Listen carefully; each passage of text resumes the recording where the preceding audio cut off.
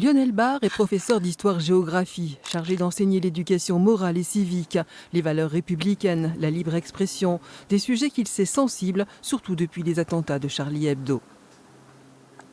En 2015, on a eu un choc frontal entre certains élèves qui amenaient la peine de mort en classe comme réponse aux attentats de Charlie et qui représentaient clairement une opinion politique, et d'autres qui parfois, pas tous, refusaient de faire la minute de silence par conviction religieuse.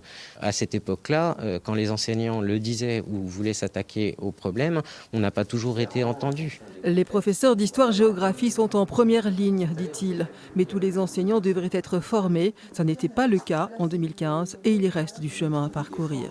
On n'a pas une réponse commune, solide, appuyée par rapport à ces problèmes dans toutes les disciplines. Et ça devrait être le cas. On n'a pas forcément besoin d'aller chercher les caricatures de Charlie Hebdo pour rencontrer des clivages et des réactions dans les classes. Ça peut être sur l'orientation sexuelle, le sexisme. Et c'est pas forcément une question de religion non plus.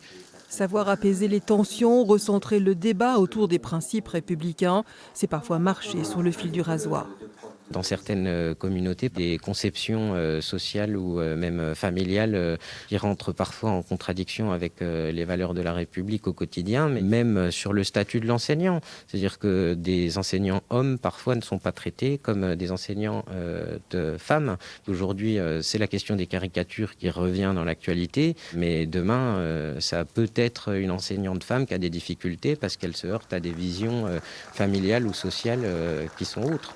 Comme de nombreux autres enseignants, Lionel Barre a rejoint le rassemblement en hommage à Samuel Paty.